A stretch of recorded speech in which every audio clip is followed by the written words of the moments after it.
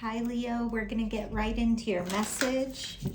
We're going to start by just seeing what the overall energy is, the current issue, the current challenge, whatever's coming up. We're going to clarify with tarot, of course.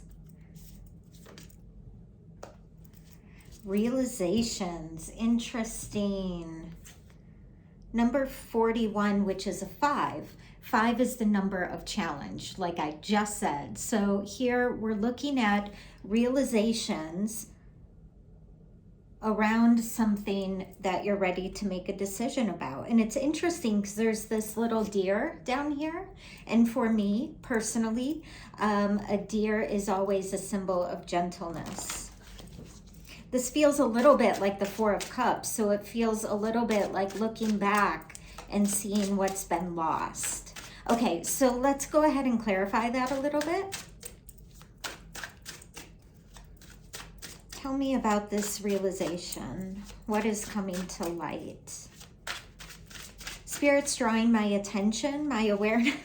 Okay, so I felt the Four of Cups, but yes, also the Four of Swords. I was feeling this as well. Although I'm feeling like the Four of Swords came in because of the Four of Cups, essentially. So here, after spending some time alone or needing to get some solitude, to rest, to move forward. You know, okay, so before I pulled that card out, I was being told to look closely at this card, and you see, he's so cute. You see his little antlers? Antlers are often a symbol of masculinity and fighting and all of those kind of things. But for me personally, antlers, or sometimes I say antennas, are the ability to take in psychic information, to take it in information from the more subtle realms. So it feels like you've been getting this information psychically. I'm also being led, I teach this also, but one of the methods I teach is to pay attention to the tingles on your body when you're getting information. And it could be anywhere. However, most people feel it kind of like this, like antlers. I feel it often right at the crown of my head, but some people feel it behind their ears or more toward their temples. So if you feel not itching or scratching, but energetic tingles, just know that you are getting information from spirit from the more gentle or subtle realms. And you can do this through a sense of pratyahara, which means withdrawing your senses from that which is outside of yourself to bringing the awareness to that which is inside of yourself. Okay, I'm being asked to move on. I can get talking, I know. Let's go to the hidden aspects. What is it you don't see here? What does Spirit want to bring your attention to?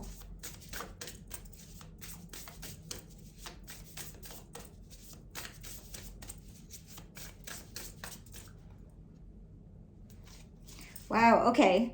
Observation. Number 34, which is a 7. So you have been looking at this situation and observing it quite a while. But what Spirit wants you to know is Spirit has also been observing this situation. And throughout this, you have been protected. There's a spider and a spider web. So there's something about the ability to create something new coming. Maybe after this rest, after this self-reflection, after gaining this insight and information from Spirit. This 34 is a 7. It's really standing out. So I feel like some of you 7 days from now will have this realization. And some of you, this is something that's been coming to the surface slowly over 7 years, 7 months.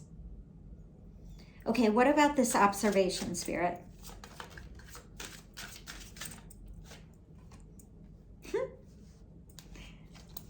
The Hermit and the Four of Swords. This is what I was feeling. Now, what's interesting about the Hermit, in yogic mysticism, there's this idea of your spirit, your soul being a part of Purusha, the bigger oversoul. And everything outside of that is called Prakriti. It's that which manifests. Now here, the hermit is Prakriti. It is the person. It is the physical form. It is that which manifests. It's our vehicle to move through the world. And he's looking at his own inner light, his own higher awareness, his own sixth sense, his own piece of Purusha, or the oversoul. So Spirit is asking you to observe the habits of this person around you. This is about a person. I don't know if it's a lover or a partner in business, but this is about a person for sure. Okay, I'm supposed to move on. They told me to look at the bottom. 3 of Wands at the bottom. So after this observation, it's going to be easier for you to make a decision moving forward, or at least choose a direction moving forward. And I'm hearing you can move without saying it, meaning put your attention and your awareness behind your own actions, and don't worry so much about the energy between you and this person. I'm hearing for once, wow, Spirit's really giving it to you. Okay, what's next? What can be learned here? Okay, we're going over here. What can be learned? We're going to get some advice and all that good stuff as well. So that's coming up. But what can be learned from this situation, this observation, this like double time out? Interesting. Embracing what is, opportunity on the bottom. Embracing, and that, I think it's what is that? Is it a stork? Is it egret? I feel like I should know this, but I don't. But regardless, the white feathers is purity. It's your good intentions. Now, it's interesting because the sun is setting.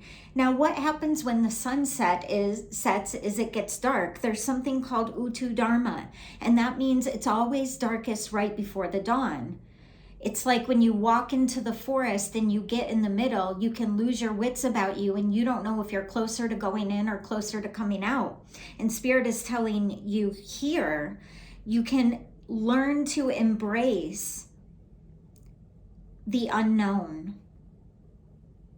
Because during that time of unknown, as you go into the forest or you wait for light, you just keep taking one step forward. You have something called Shraddha, or faith, within your own actions. What about this embracing, Spirit? What can be learned? You know, there's something called Santosha, which means contentment in the moment. And I compare that to happiness. Anger is sadness wants to come out. And there's the Santosha. It's what I was just talking about. Okay, so I'll finish telling you that quickly then. Santosha is contentment, or just meaning you are grateful, you are happy in the moment. You are content with what you have. Now, happiness is often something in the future, and that can never be guaranteed, ever. So if you keep waiting for happiness, if you keep waiting for the moment to be fulfilled, when this happens, it may never happen. So Spirit is asking you to embrace the unknown, what you have now, knowing you are protected. Even while you're walking into the darkness, you are walking toward the light, and be happy with what is around you today. This reminds me, kind of funny, but especially ladies, but gentlemen too. If you remember, there once was a time, let's say you were 18 or 20 years old and you thought your body wasn't good enough, and there's a possibility that if you had that now, you'd run around the city naked. Do you understand what I mean? It's like, can we be happy with what we have now? Because one day we might not even have what we have now. Now, just a reminder, anger is sadness. When we're feeling angry at something, it is because we have often been wounded enough that we no longer want to absorb it, and we're ready to push it forward into a change. Sometimes that can be productive. Sometimes it can be Self-imprisonment is what I'm hearing. Okay, let's move on. So where can you find support? We're going to go over here. Where can support be found for you?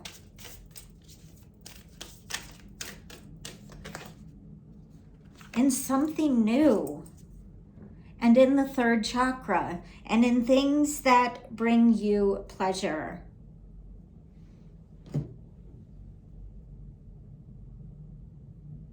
Spirit is asking you to move your energy from the base of the spine, the lower chakras, which kind of just breed competition, fear, you worry about safety, security, it's constant anxiety, to the higher chakras. And for some of you, if you can just turn on some music and shake your ass a little bit, you'll be in it to win it. For some of you, it's like getting into the sense of the third chakra, your personality, and like shining that diamond. Meaning, if you haven't been taking care of yourself, pour some energy back into yourself. Stop worrying about this situation, this issue.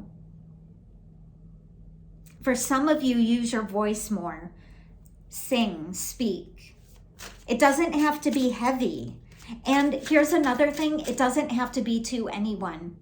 For our brain to process wounds of the past and move it to the other side of the brain that says this is over and it's not continuously happening, we have to process it. For some of us, processing emotion is about talking through it. So if you're driving alone, talk through it and it will help you to process the sadness that may be turning into anger, moving outside of the self. What about this shock of the new, Spirit?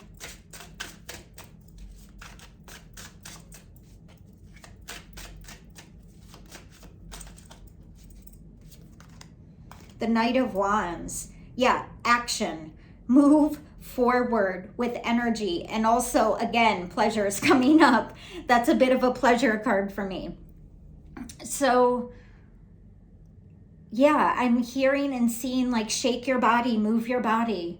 The High Priestess, use your intuition. Use your intuition about what this means for you. But Spirit really wants to get you out of your mind and into your body, into your form, right? Okay, so let's get some advice from Spirit and we will wrap it up. Is there a current challenge or an issue? What do we need to be aware of here?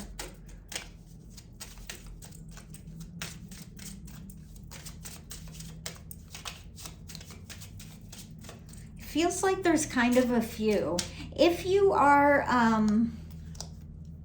self-medicating in some way, and by self-medicating, yeah, it could be like drinking and things like that, but it really could be anything. It could be, you know, shopping or sex or eating or whatever it is you're hiding in. Part of the reason you're doing that is because of this energy. So Spirit is trying to give you other ways to process this pain of the past.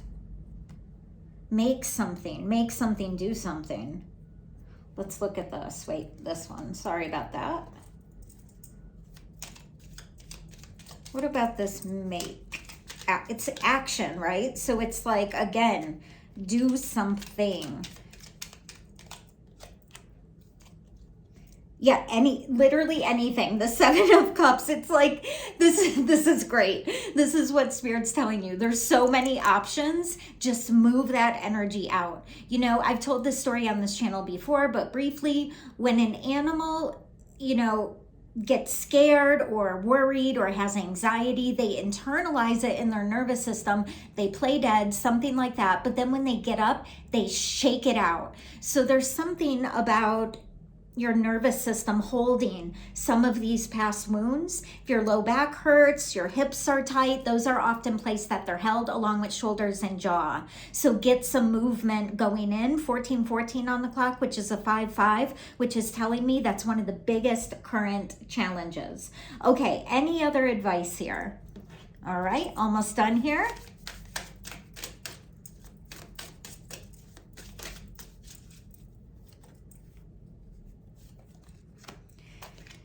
Okay, it was a dog. The dog, but it was in reverse.